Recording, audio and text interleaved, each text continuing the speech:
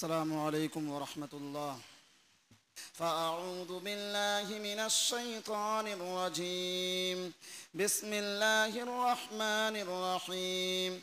يا أيها الناس اتقوا ربكم الذي خلقكم من نفس واحدة وخلق منها زوجها وبث منهما رجالا كثيرا ونساء واتقوا الله الذي تساءلون به والأرحام إن الله كان عليكم رقيبا.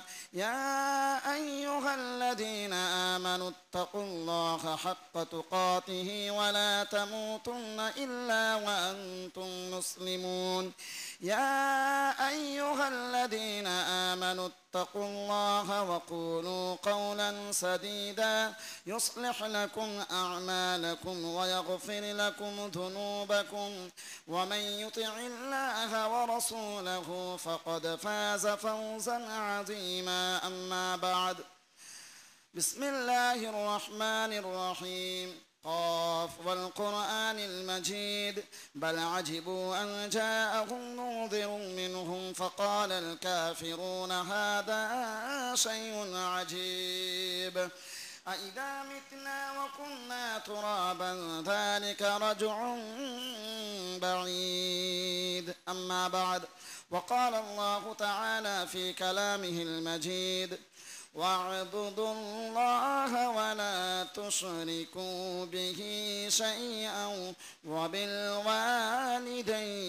إحسانا وبذي القربى واليتامى والمساكين والجار القربى والجار ذي الجنب والصاحب بالجنب وابن السبيل وما ملكت أيمانكم إن الله لا يحب من كان مختالا فخورا. وقال النبي صلى الله عليه وسلم من مات يشرك بالله دخل النار ومن مات لا يشرك بالله دخل الجنة. وقال الشاعر কবি বলেছেন शोर है हो गए दुनिया से मुसलमान अबूद शोर है हो गए दुनिया से मुसलमान अबूद हम ये कहते हैं कि थे भी कहीं मुस्लिम मौजूद वदा में तुम हो नसारा तो तमद्दुन में हुनूद वदा में तुम हो नसारा तो तमद्दुन में हुनूद ये मुसलमान हैं जिन्हें देख के शर्माए यहूद। यूं तो सैयद भी हो मिर्जा भी हो अफगान भी हो तुम सभी कुछ हो बताओ तो तुम मुसलमान भी हो। समस्त प्रशंसा যাবতীয় গুণগান কীর্তন সেই মহান আল্লাহ রাব্বুল আলামিনের জন্য, যে মহান আল্লাহ রাব্বুল আলামিন আমাদেরকে সৃষ্টি করেছেন তথা এই গোটা বিশ্বের মধ্যে যা কিছু আছে সব কিছু স্রষ্টা তিনি। তাই সেই মহান সর্বশক্তিমান আল্লাহ রাব্বুল আলামিনের প্রশংসা আদায় করি, বলি আলহামদুলিল্লাহ। তারপরে তার নবী বিশ্বনবী সারওয়ারে কায়নাত রাহমাতুল লিল আলামিনের উপর সহস্র দরুদ ও শান্তির ধারা বর্ষিত হোক। আল্লাহুম্মা সাল্লি আলা আল্লাহুম্মা বারিক আলাইহি। বিগত জুমাতে আলোচনা করেছিলাম যে আল্লাহ রাব্বুল আলামিন আমাদেরকে যে যা কিছু নিয়ামত দিয়েছেন, ধন সম্পদ দিয়েছেন, তা থেকে আমাদেরকে আল্লাহর রাস্তায় খরচ করতে হবে। এটা শুধু খরচ নয়, এটা নষ্ট নয়, এটা ক্ষতি হয়ে যাওয়া নয়, ধন সম্পদের এটা ক্ষতি নয়, এটা এক প্রকার ব্যাংক ব্যালেন্স জমা করছে আখিরাতের জন্য। এই ব্যাংক ব্যালেন্স যা কোনোদিন নষ্ট হবে না, যায় হবে না, কারণ আপনি সততার সঙ্গে সৎ আমলের জন্য আপনি এটা ব্যয় করেছেন। ইন্নাল্লাহা লা ইউযীউ আজরাল মুহসিনিন। আল্লাহ রাব্বুল আলামিন কোন সৎকর্মশীলদের কোন রকম সৎ কাম সেটা তিনি এক বিন্দু পরিমাণ তিনি নষ্ট করেন না। সব কিছু একটি খোলা কিতাবে, একটি রেজিস্টারে আল্লাহ রাব্বুল আলামিন লিপিবদ্ধ রেখে যা কিছু বলি সব কিছু আল্লাহ রাব্বুল আলামিন একটা কিতাবের মধ্যে সংরক্ষণ করে রাখছেন। আল্লাহ রাব্বুল আলামিন কি সুন্দর ভাষায় বলেছেন, মা ইয়ালফিযু মিন কাওলিন ইল্লা লাদাইহি রাকীবুন আতীদ। ও আমার বান্দা, তুমি মুখ থেকে যা কিছু বলো, যা খেয়াল করো, যা তুমি ইচ্ছা করো, সব কিছু লিপিবদ্ধ করার জন্য তোমার কাছে আমার একটা প্রহরী সদা তৎপর রয়েছে, তোমার সঙ্গে রয়েছে। এই জন্য ধন সম্পদের খরচ এবং আয় এবং কথা বলা, এমনকি কথা বলা, এটাও আমাদেরকে খুব বুঝে সুঝে হুঁশ করে মুখ থেকে বের করতে হবে। মুখে একটা কথা আসলো, অন্তরে একটা বিষয় আসলো বলেই মুখ থেকে বের করে দিলাম, মনে করলাম পয়সা তো খরচ হয় না, বললে আর কি হবে। প্রত্যেকটি জিনিসের একটা কি রয়েছে, প্রত্যেকটি জিনিসের একটা হিসাব রয়েছে। আল্লাহ রাব্বুল আলামিন, আমরা এখন পরীক্ষার ঘরে বসে আছি। আমি বারবার বলেছি এই জুমাতে যে আমাদের পুরো জীবনটাই একটা এক্সামিনেশন হলের মধ্যে অতিবাহিত হচ্ছে। মানে আমরা এক্সামিনেশন হলে বসে আছি আর প্রতিনিয়ত আমরা পরীক্ষা দিচ্ছি, এটা যেন আমরা ভুলে না যাই। এই জন্য যেখানে সেখানে বসে মানুষের পরনিন্দা পরচর্চা করা, এটা অনেক বড় জঘন্য কাজ, অনেক বড় অপরাধ। এই জন্য আল্লাহ রাব্বুল আলামিন বলেছেন, ওয়াইলুল লিকুল্লি হুমাযাতিল লুমাযা, প্রত্যেক পেছনে এবং মানুষের সামনে পরনিন্দাকারী ওয়াইল নামক জাহান্নাম বা তার জন্য ধ্বংস। ওয়াইল নামক জাহান্নামের একটি ঘাঁটি, যা সব থেকে নিকৃষ্ট জায়গা, সব থেকে খারাপ জায়গা। তো যদি সেই জায়গাতে আপনার নামটা লিপিবদ্ধ করার ইচ্ছা থাকে যে সেই জায়গাতেই আমার নামটা হোক, তাহলে আপনি খুব আনন্দের সহকারে মানুষের পরনিন্দা পরচর্চা করতে পারেন। এতে কারো কোনো কিছু ক্ষতি হবে না, নিজের ক্ষতি হবে। এক নজরে আজকে আমরা যে বিষয় নিয়ে আলোচনা করব সেটা হবে আল্লাহ রাব্বুল আলামিনের সঙ্গে কোনো কিছুকে শরীক করা যাবে না, অংশীদার স্থাপন করা যাবে না। মূলত আজকের যে বিষয় সেটা হলো হিন্দুদের যে পুজো উৎসব, সেটাকে কেন্দ্র করে দুর্গা পুজো সামনে। আর মুসলমানেরা আমরা দিন দিন এতটাই নির্বোধ হয়ে যাচ্ছি, এতটাই আমরা দিন থেকে, শরীয়ত থেকে, ইসলাম ধর্ম থেকে, কালচার, এই ইসলামের কালচার থেকে, এর ট্র্যাডিশন থেকে এতটাই দূরে সরে যাচ্ছি যে অন্যের ট্র্যাডিশন কালচার আমাদেরকে খুব মনোমুগ্ধ করছে, খুব ভালো লাগছে। কিন্তু নিজের যে আদর্শ, নিজের যে আমাদের সংস্কৃতি, ইসলামের যে আদর্শ রয়েছে, ট্র্যাডিশন রয়েছে, এটা আমাদেরকে ভালো লাগে না। তার একটাই কারণ যে আমাদের মধ্যে সেই রকম ঈমান, সেই রকম চেতনা, সেই রকম ইয়াকিন আমাদের অন্তরের মধ্যে উদিত হয়নি, তৈরি হয়নি। আমরা শুধু নামের মুসলমান আর কামের কোনো কিছু না। এই জন্য আমি আমার আশআরে যে কবিতাটা পড়লাম, যে গোটা পৃথিবীতে সর যে মুসলমান, অনেক কোটি কোটি মুসলমান দিন দিন বেড়েই যাচ্ছে। তো আল্লামা কবি ইকবাল বলেছেন যে আমি তো মনে করি মুসলমান কোনো সময় কি ছিল, মুসলমান কি কোথাও আছে? কবি আক্ষেপ করে বলেছেন যে ওয়াজামে তুমহু নাসারা তো তামাদ্দুন মে হুনুত, তোমার অদাকাতায়, তোমার চলাফেরায়, তোমার কৃষ্টি কালচারে, তোমার ট্র্যাডিশনে, সব কিছুতে তুমি নাসারাদের মতো, ইহুদিদের মতো। তোমার তাহজিব তামাদ্দুন সব কিছু নাসারাদের মতো, ইহুদিদের মতো। ওয়াজামে তুমহু নাসারা তো তামাদ্দুন মে হুনুত, এও মুসলমান হে जिन्हें देख के शर्माए यहूद। এরা সেই মুসলমান যাদেরকে দেখে ইহুদিরা হাসে। ইহুদি কারা? যারা প্যালেস্টাইন মুসলমানদের উপর নির্যাতন করছে, জুলুমের নির্যাতনের পাহাড় তাদের উপর চাপিয়ে দিয়েছে, স্ট্রিম রোলার চালাচ্ছে নির্যাতনের, তারাই হলো ইহুদি। সেই ইহুদিরা আমাদের মতো মুসলমানদেরকে দেখে আজ হাসতেছে। আজ গোটা বিশ্বে কত মুসলিম দেশ আছে, কত মুসলমান দেশ আছে, কিন্তু মুসলমান আজ মনে হয় ইঁদুরের থেকেও বেশি তাদের মনহীনতা হয়ে গেছে, মন হয়ে গেছে।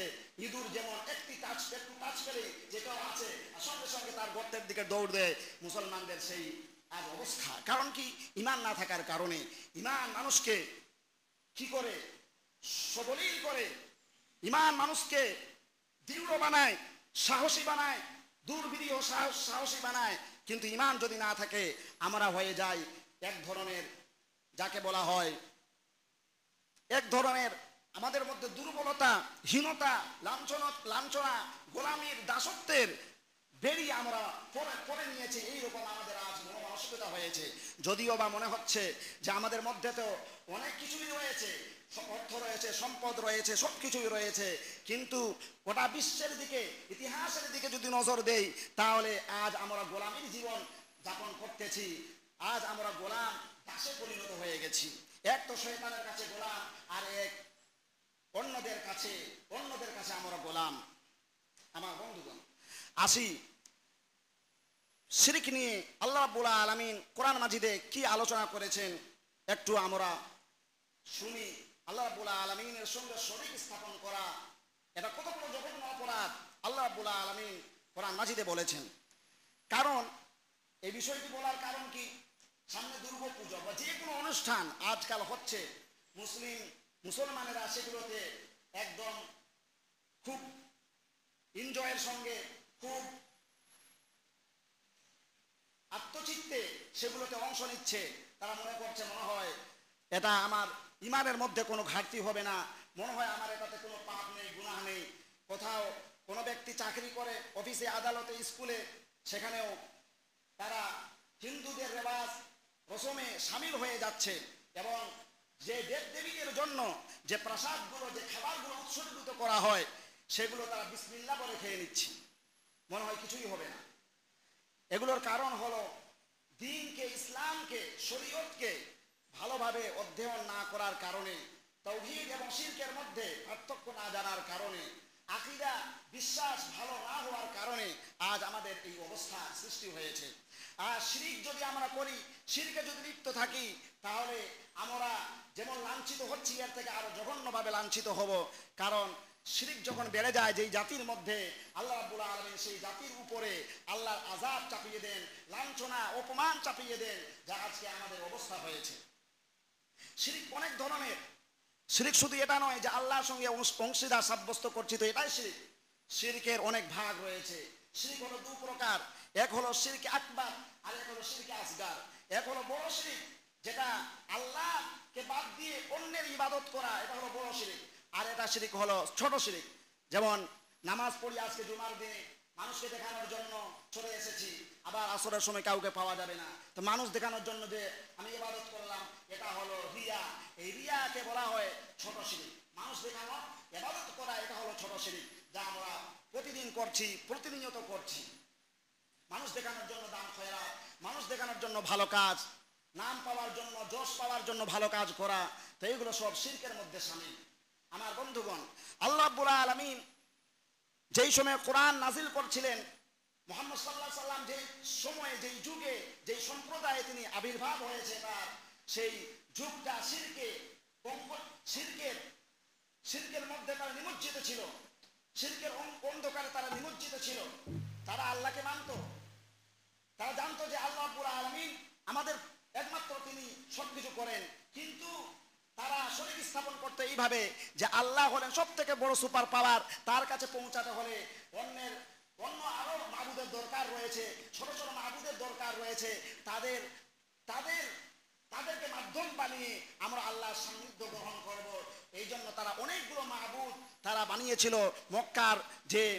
মক্কার মধ্যে যে কাবাঘর, সেই কাবাঘরের মধ্যে 360টি মূর্তি তারা রেখেছিল, 360টি মাবুদ।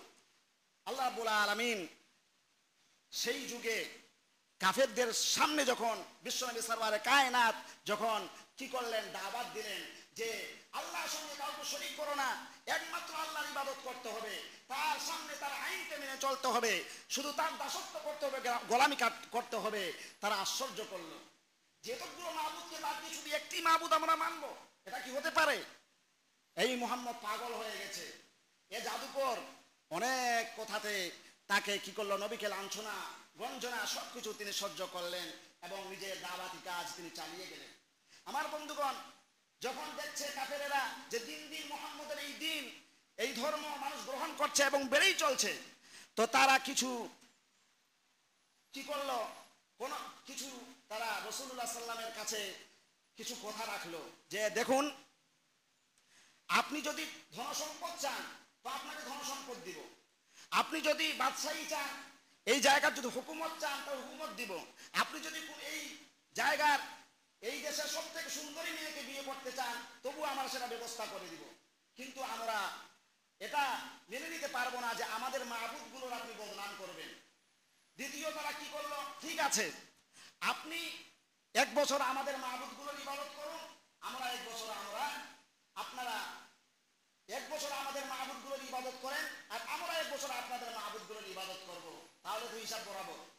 কিন্তু রাসূলুল্লাহ সাল্লাল্লাহু আলাইহি সাল্লাম বললেন, তিনি ধৈর্য ধরলেন, অপেক্ষা করলেন। আল্লাহ রাব্বুল আলামিন তিনি ওহী করলেন যে হে নবী আপনি বলে দিন, কুল ইয়া আইয়ুহাল কাফিরুন, বলুন হে কাফিরেরা, লা আ'বুদু মা তা'বুদুন, তোমরা যার ইবাদত করো আমি তার ইবাদত করি না। ওয়ালা আনতুম আবিদুনা মা আ'বুদ, আর আমি যার ইবাদত করি তোমরা তার ইবাদত করো না। এইভাবে করে আল্লাহ রাব্বুল আলামিন তার নবীর উপর সূরা কাফিরুন নাজিল করলেন, আর শেষের দিকে বলে দিলেন লাকুম দীনুকুম ওয়ালিয়া দীন, তোমাদের ধর্ম, তোমাদের সংস্কৃতি, তোমাদের ট্রেডিশন, তোমাদের জন্য, আমাদের সংস্কৃতি, আমাদের কালচার, আমাদের তামাদ্দুন, আমাদের তাহজিব আমাদের জন্য। আমার বন্ধুগণ, এই জন্য শুধু শুধু নামে মুসলমান হলে চলবে না, সমস্ত কিছুতে আমাদেরকে মুসলমান হতে হবে, পরিপূর্ণ মুসলমান হতে হবে। এখানে নামাজও পড়বো, আবার কোথাও গিয়ে আবার সাজদাও করব, মাজারে যাব, ওখানেও আবার মানত করব, অন্যের নামে মানত করব, অন্যের নামে কসম করব, এটা হবে না। পরিপূর্ণভাবে এক আল্লাহকে মানতে হবে, পরিপূর্ণভাবে এক আল্লাহর উপর বিশ্বাস করতে হবে, তার সঙ্গে কাউকে কোনো বিন্দু মাত্র শিরক করা চলবে না। শিরক সবথেকে বড় অপরাধ, সবথেকে বড় অপরাধ বলা হয়েছে, সবথেকে বড় যে গুনাহ, বড় গুনাহ, সেটা হলো আল ইশরাকু বিল্লাহ, আল্লাহর সঙ্গে শরীক করা, ওয়া উকুকুল ওয়ালিদাইন, আর মাতা পিতার অবাধ্যতা করা। তারপরে মাতা পিতার অবাধ্যতা করা। আল্লাহ রাব্বুল আলামিন সূরা নিসার মধ্যে সুন্দর করে বলেছেন ওয়া'বুদুল্লাহা ওয়া লা তুশরিকু বিহি শাইআ, আল্লাহর ইবাদত করো আর তার সঙ্গে কাউকে শরীক করো না। ওয়াবিল ওয়ালিদাইনি ইহসানা, আর মাতা পিতার সঙ্গে সৎ ব্যবহার করো, ভালো ব্যবহার করো, উত্তম ব্যবহার করো। মাতা পিতা যদি বাচ্চাদেরকে শিরকের শিক্ষা দেয়, শিরক করতে বাধ্য করে, কুফরি করতে বাধ্য করে, খারাপ কাজের আদেশ দেয়, তাহলে সেগুলোকে তোমরা এভয়েড করে চলো, সেগুলোকে ছেড়ে দাও, সেগুলো তোমরা মানবে না, কিন্তু তাদের সঙ্গে তারপরও ভালো ব্যবহার করতে হবে। পিতামাতাকে গালি দেওয়া যাবে না, পিতামাতার সঙ্গে খারাপ আচরণ করা যাবে না। যদিও পিতামাতা কাফির হয়, মুশরিক হয়, তবুও তাদের সঙ্গে সৎ ব্যবহার করতে হবে। সূরা লোকমান হাকিম নামে একজন ব্যক্তি, তার জ্ঞান গর্ব এত বড় ছিল, এত বেশি সে জ্ঞানী ব্যক্তি ছিলেন যে আল্লাহ রাব্বুল আলামিন তার নামে একটি সূরা কোরআনের মধ্যে নিয়ে এসেছেন। সেই লোকমান হাকিম, সেই সূরা লোকমান, এটা প্রত্যেক পিতামাতার জন্য একটি শিক্ষণীয় একটি সূরা। এই সূরার মধ্যে 9টি উপদেশ রয়েছে। লোকমান হাকিম তার ছেলেকে, তার সম্প্রদায়ের লোকদেরকে এই 9টি উপদেশ দিয়েছিলেন। তার মধ্যে প্রথম যে উপদেশ সেটা হলো কি, সেটা হলো وَإِذْ قَالَ لُقْمَانُ لِابْنِهِ وَهُوَ يَعِظُهُ يَا بُنَيَّ لَا تُشْرِكْ بِاللَّهِ إِنَّ الشِّرْكَ لَظُلْمٌ عَظِيمٌ। স্মরণ করো, যখন লোকমান তার ছেলেকে বলেছিল, ও আমার ছেলে, আল্লাহর সঙ্গে কাউকে শরীক করিও না, ও আমার নয়নের পুতুলা, আল্লাহর সঙ্গে কাউকে শরীক করিও না, কারণ শিরক হলো সব থেকে বড় অপরাধ, সব থেকে বড় গুনাহ, সব থেকে বড় অপরাধ হলো শিরক করা, আল্লাহর সঙ্গে অংশীদার করা। কারণ হলো কি, যে আল্লাহ রাব্বুল আলামিন এই আকাশ সৃষ্টি করেছেন, নবমণ্ডল এবং ভূমণ্ডল, জমিন এবং এর নিচে যা কিছু আছে, আকাশের উপরে যা কিছু আছে, এই পৃথিবীর মধ্যে যা কিছু আছে, সব কিছু তিনি সৃষ্টি করেছেন। আল্লাহ রাব্বুল আলামিন যিনি আমাকে চলার ক্ষমতা দিচ্ছেন, বলার ক্ষমতা দিচ্ছেন, শ্বাস নেওয়ার ক্ষমতা দিচ্ছেন, কর্ম করার ক্ষমতা দিচ্ছেন। এক কথা, আল্লাহ রাব্বুল আলামিন আমার সব কিছু করছেন। যে রাব্বুল আলামিন আমার সব কিছু দিচ্ছেন, সব কিছু করছেন, সেই আল্লাহ রাব্বুল আলামিন তো একমাত্র উপাসনা পাওয়ার যোগ্য, একমাত্র ইবাদত পাওয়ার যোগ্য। এটা কিভাবে সম্ভব হতে পারে? তার সৃষ্টি কিভাবে উপাসনা পাওয়ার যোগ্য হতে পারে? এটা আল্লাহ রাব্বুল আলামিন মেনে নিতে পারবেন না। এই জন্য শিরককে, অংশীদারকে সব থেকে বড় অপরাধ বলা হয়েছে। আল্লাহ রাব্বুল আলামিন কোরআন মাজিদের মধ্যে বলেছেন, ইন্নাল্লাহা লা ইয়াগফিরু আন ইউশরাকা বিহি ওয়া ইয়াগফিরু মা দুনা যালিকা লিমান ইয়াশা ওয়া মান ইউশরিক বিল্লাহি ফাকাদ ইফতারা ইসমান আযীমা। আল্লাহ রাব্বুল আলামিন বলেছেন, নিশ্চয় ইন্নাল্লাহ, আল্লাহ রাব্বুল আলামিন লা ইয়াগফিরু, তিনি মাফ করবেন না, ক্ষমা করবেন না, আন ইউশরাকা বিহি, যে ব্যক্তি তার সঙ্গে শরীক করে, অংশীদার স্থাপন করে। সামান্য বিন্দু মাত্র যদি আপনি আল্লাহর সঙ্গে শরীক স্থাপন করেন, হারামাল্লাহু আলাইহিল জান্নাহ, আল্লাহ রাব্বুল আলামিন বলেছেন সেই ব্যক্তির জন্য আমি জান্নাতের নাজ ও নিয়ামতকে হারাম করে দিব। এমনকি আল্লাহ রাব্বুল আলামিন কোরআন মাজিদের মধ্যে বলেছেন, নবীকে সম্বোধন করে বলেছেন, লা ইন আশরাকতা লা ইয়াহবাতান্না আমালুকা ওয়া লা তাকুনান্না মিনাল খাসিরিন। ও নবী, ও আমার দয়ার নবী, বিশ্ব নবী, তুমি যদি আমার সঙ্গে শরীক করো, তুমি যদি বলো আমি মুহাম্মদ আমার ইবাদত করো, এই কথা যদি বলো, বা তুমি যদি অংশীদার স্থাপন করো, কাফিরদের কথায় যদি তুমি আসো, লা ইয়াহবাতান্না আমালুকা, তোমার জীবনের সমস্ত আমলগুলো বাতিল হয়ে যাবে। তোমাকে যে সার্টিফিকেট দেওয়া হয়েছে, তোমাকে যে বলা হয়েছে তোমার পিছনের এবং আগের সমস্ত গুনাহ খাতা মাফ, সেই সমস্ত জিনিসকে বাতিল করে দিয়ে তোমার সমস্ত জীবনের আমলগুলো আমি বাতিল করে দেব শিরক করার কারণে। শিরক কত বড় ভয়াবহ একটি কাজ। আল্লাহ রাব্বুল আলামিন এই জন্য গোটা বিশ্বের মানুষদেরকে সম্বোধন করে বলেছেন, ইয়া আইয়ুহান নাসু উবুদুল্লাহ, গোটা বিশ্বের মানুষদেরকে সম্বোধন করে বলেছেন, এক আল্লাহর ইবাদত করো, যিনি তোমাকে সৃষ্টি করেছেন, তোমাকে পথ দেখিয়েছেন, তোমাকে সৃষ্টি করে শুধু ছেড়ে দেননি, তোমাকে সুঠাম করেছেন, সুন্দর অবয়ব দিয়ে সৃষ্টি করেছেন, জ্ঞান দিয়েছেন, বুদ্ধি দিয়েছেন, বিবেক দিয়েছেন। সেই আল্লাহ রাব্বুল আলামিন যে এত কিছু তোমাকে দিয়েছেন, সে আল্লাহর ইবাদত করো, দাসত্ব করো, গোলামি করো। ইবাদত করার মানে শুধু এটা নয়, সপ্তাহে একদিন এসে নামাজ আদায় করে দিলে শুধু ইবাদত হয় না। মুমিন মুসলমান প্রতিনিয়ত সেকেন্ডে আল্লাহকে স্মরণ করবে, আল্লাহর ইবাদত করবে, আল্লাহর দাস হয়ে থাকবে, আল্লাহর গোলাম হয়ে থাকবে। ব্যবসা বাণিজ্যে সে সুদ, ঘুষ, ব্যবসা হারাম সে করতে পারে না, এটা আল্লাহর দাসত্ব থেকে বের হয়ে যাবে। কেউ যদি মনে করে আমি হারাম ব্যবসা করব, তারপরও আমি আল্লাহর গোলাম হয়ে থাকবো, এটা হতে পারে না। কেউ যদি মনে করে আমি সুদ খাবো, তারপর আমি আল্লাহর গোলাম হয়ে থাকবো, এটা হতে পারে না। কেউ যদি বলে আমি জিনা করব, তারপর আমি আল্লাহর গোলাম, এটা হতে পারে না। কেউ যদি বলে আমি মানুষ হত্যা করব, তারপর আল্লাহর বান্দা হয়ে থাকবে, এটা হতে পারে না। কোনো খারাপ কাজ করার পর আল্লাহর বান্দারা আর আল্লাহর বান্দা হয়ে থাকে না, দাস হয়ে থাকে না। এই জন্য খুব সাবধান। ইবাদতের, আবদিয়াতের অর্থ বুঝা এবং জানা প্রত্যেকটি মুসলমানদের জন্য অপরিহার্য। এই জন্য আল্লাহ রাব্বুল আলামিন বলেছেন, ফাআলাম আন্নাহু লা ইলাহা ইল্লাল্লাহ, আল্লাহ ছাড়া কোনো উপাস্য নেই। তার ইবাদত করার আগে তুমি জ্ঞান অর্জন করো, জ্ঞান চর্চা করো, আগে জানো, শিখো, বুঝো, তাওহীদকে পড়ো, জানো শিরক কি কারণে হয়, তাওহীদ কাকে বলে, এটা ভালোভাবে আগে শিখো, জানো। আজ মুসলমানদের মধ্যে শিখার কোনো প্রবণতা নাই, শিখতে চায় না, জানতে চায় না, মনে করে আমি অনেক কিছু জেনে নিয়েছি, অনেক কিছু অর্জন করে নিয়েছি। না, তুমি কিছু অর্জন করতে পারোনি, কোনো কিছু অর্জন হয়নি তোমার। শুনে নাও কান পেতে, কোনো কিছু অর্জন করতে পারোনি। ব্যর্থতা, ব্যর্থতা। আজকেও যদি তুমি না হুঁশের নাখন নেও, আজকেও যদি তুমি হুঁশে না আসো, তবে কালকের দিনটা, কালটা খুব খারাপ হবে, খুব খারাপ হবে। আমার মুসলমান ভাইয়েরা, 80 বছর বয়স হয়ে গেছে, 70 বছর বয়স হয়ে গেছে, 60 বছর বয়স হয়ে গেছে, কি হয়েছে? সাহাবায়ে কেরাম রাদিয়াল্লাহু তাআলা আনহুম এত বছর বয়স হয়ে যাওয়ার পর মৃত্যুর আগ পর্যন্ত ইলম চর্চা করেছে। আপনি কি সাহাবীদের থেকেও সম্মানীয় ব্যক্তি? আপনাকে মানুষ কয়টা মানুষ জানে? কয়টা মানুষ মনে গেলে আপনার কথা ভাববে? কতদিন আপনাকে স্মরণ করবে? কত বড় আপনি মানুষ, কত বড় সম্পদ অর্জন করেছেন, কয়দিন আপনাকে স্মরণ করবে? কিন্তু আল্লাহর নবীর সাহাবীগণকে কিয়ামত পর্যন্ত স্মরণ করা হবে। আপনি মনে করছেন আপনার আমার কিছু দরকার নাই? কোরআন, যে কোরআন আমাদের জন্য, আমাদের হেদায়েতের জন্য, জন্য রহমত হিসেবে কোরআন আল্লাহ রাব্বুল আলামিন নাযিল করলেন। সেই কোরআনকে তুমি তো অনেক হেয় প্রতিপন্ন করেছো, পিঠ পেছনে ফেলে রেখেছো। কথা বললে মুখ ফিরিয়ে নাও, খারাপ লাগে কথা শুনতে, খারাপ লাগে।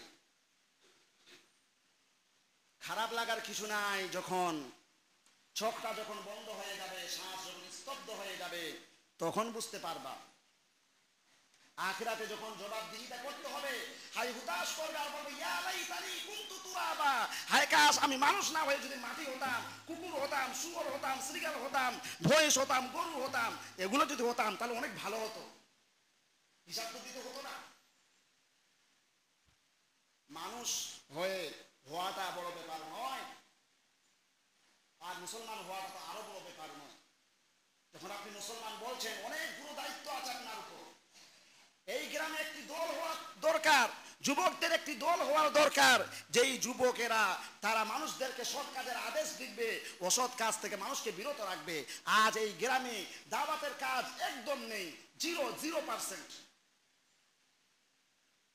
শুধু সপ্তাহে একটা ভাষণ হয়, তাকরির হয়, বা শুনে নিলাম হয়ে গেল। এই মানুষগুলো কিভাবে হেদায়েত হবে? যারা কোরআন শুনে না, হাদিস শুনে না। কোরআনের কথা শুনবেন, হাদিসের কথা সব সময় শুনবেন, তবে তো আপনি হেদায়েত পাবেন, তবে তো আপনি বুঝতে পারবেন। কিন্তু খারাপ লাগে, বসতে মন চায় না। 10 মিনিট যদি মৌলভী সাহেব বলে যে বসুন, কিছু কথা শুনে যান, খারাপ লাগে।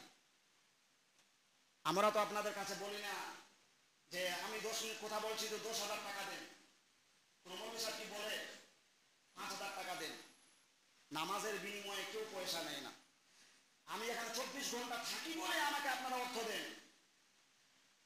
নামাজের বিনিময়ে কেউ পয়সা দেয় না, কোরআন পড়ানোর বিনিময়ে না, সময়ের বিনিময়ে পয়সা নেওয়া। আপনি যদি বলেন নামাজের বিনিময়ে আপনি পয়সা দিচ্ছি, তো আপনার নামাজে হবে না, আমার ওই নমতি এখানে ব্যর্থ হয়ে যাবে। আমি সময় এখানে লস করে 24 ঘন্টা দেই, এই বিনিময়ে আমাকে আপনারা কিছু অর্থ দেন। আমার বন্ধুগণ, আমি একটা কথাই বলতে চাই যে অনেক সময় পেরিয়ে গেলাম, অনেক কিছু হয়ে গেল, অনেক কিছু করলাম। এবার একটু ইসলামের ছায়া তলে আসি, কোরআনের ছায়া তলে আসি, হাদিস পড়ি, একটু কোরআন পড়ি, অধ্যয়ন করি, জানি শুনি, নিজের বাচ্চাদেরকে ইসলাম মুখে করি। আপনার যে বাচ্চাকে আপনি স্কুলে পাঠান, ভার্সিটিতে পাঠান, কলেজে পাঠান, সে বাচ্চারা কি করতেছে? আকীদা না থাকার কারণে, তাওহীদকে ভালোভাবে না জানার কারণে অনবরতভাবে শিরকে লিপ্ত হচ্ছে, বাচ্চাগুলো ঈমান ধ্বংস হচ্ছে। কি জবাব দিবেন কাল কিয়ামতের দিনে? এই জন্য আল্লাহ রাব্বুল আলামিন বলেছেন যে যখন মানুষদেরকে জাহান্নামে দেওয়া হবে, তখন বলবে আমার বাবারা কই, আমার গার্জিয়ানরা কই, তাদেরকে নিয়ে আসা হোক। তারাই আমাদেরকে পথভ্রষ্ট করেছে, ভালো শিক্ষা দিতে পারেনি, আদব দিতে পারেনি। তাদেরকে আজকে পায়ের নিচে পদদলিত করে, লাঞ্ছিত করে, অপমানিত করে আগে জাহান্নামে যাব, তাদেরকে পাঠাবো, তারপর আমি যাব। সেটা কি করতে চান?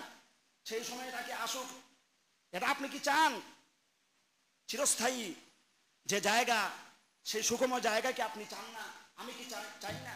আমি কি চাই না দুনিয়াতে যে স্ত্রীর এত ভালোবাসা, যে বাচ্চাদের এত ভালোবাসা, সেই বাচ্চা সেই স্ত্রী নিয়ে আমি পরকালে চিরস্থায়ী যে জীবন, সেই জীবনে আমি সুখে আনন্দে করে খাবো, এটাকে আপনি চান না? আপনি যদি ভালো কর্ম করেন, আপনার স্ত্রী যদি বেনামাজি হয়, আপনার সন্তান যদি বেনামাজি হয়, পরকালে তার সঙ্গে আর দেখা হবে না, তার সঙ্গে কোনো সম্পর্ক থাকবে না।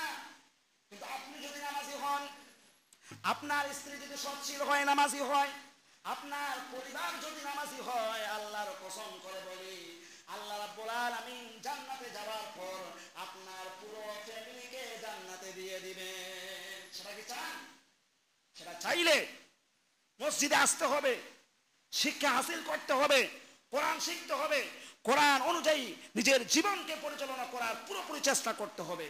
এই উদ্যোগ যদি নিতে পারেন, আল্লাহর কসম করে বলি, রাসূলের মেম্বারে দাঁড়িয়ে বলছি, আপনি ক্ষতিগ্রস্ত নন, আপনি সফলতা। না থাকে আপনার টাকা, না থাকে আপনার গাড়ি, না থাকে আপনার সম্মান, মানুষ যতই এই প্রতিপন্ন করুক, আপনি সাকসেসফুল। আমার বন্ধুগণ, মৃত্যু তো আসবেই,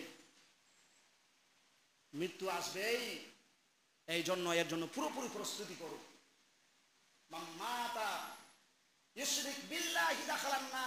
যে ব্যক্তি মারা গেল এমন অবস্থা অবস্থায় যে সে আল্লাহর সঙ্গে শরীক স্থাপন করে মারা গেল, দাখালান নার, জাহান্নামে তাকে দাখিল করা হবে।